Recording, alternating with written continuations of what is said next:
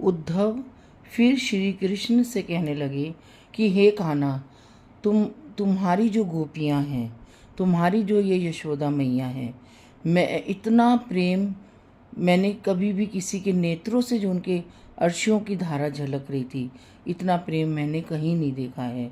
हे कृष्ण, तुम धन्य हो कि तुम्हें माँ यशोदा का प्रेम मिला, तुम्हें गोपियों का प्रेम मिला और तुम्हें राधा रानी जी का प्रेम मिला। उद्धव कहता मैं भी धन्य हो गया, मैं भी इतने मेरे अंदर जो भी ज्ञान था उस ज्ञान को गोपियों ने अपना प्रेम का रूप दे दिया। और इसी प्रेम के सारे उद्धव जी कहने लगे कि हे परमात्मा, हे भगवान श्री कृष्ण, मैं तुम्हारे में ही रहूँगा और तुम मुझ में रहोगे। तुम्हारे अंदर तो भक्ति का जो संचार है, उसके साथ साथ मेरे अंदर का जो ज्ञान है वो उसका भी संचार अब तुम्हारे अंदर हो गया।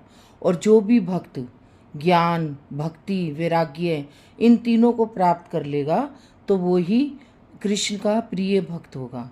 क्योंकि श्री कृष्ण को अपना भक्त प्रिय वही लगता है जो पूरा समर्पण भाव से, पूरा समर्पित होकर भगवान श्री कृष्ण को ध्याए, भगवान श्री कृष्ण की लीलाओं को समझे, गोपी प्रेम को समझे, राधा प्रेम को समझे और माँ यशोदा को समझे, उद्धव जी को समझे।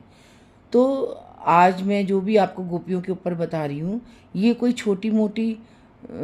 छोटा मोटा वाक्य नहीं है। ये हर एक को नहीं मिलता, ये उसी को मिलता है जिसके अंदर अंतःकरण में भगवान श्री कृष्ण समा जाते हैं और गोपियाँ समा जाती हैं। तभी जब उद्धव जा रहे थे तो गोपियाँ कहती हैं, हे उद्धव जाकर कान्हा से कहना, कान्हा से कहना, गोपियाँ याद करे,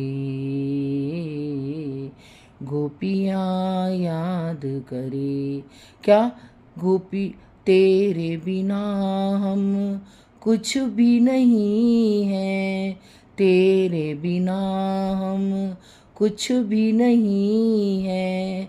तू मुझ में और मैं तुझ में हूँ, तू मुझ में है, मैं तुझ में हूँ।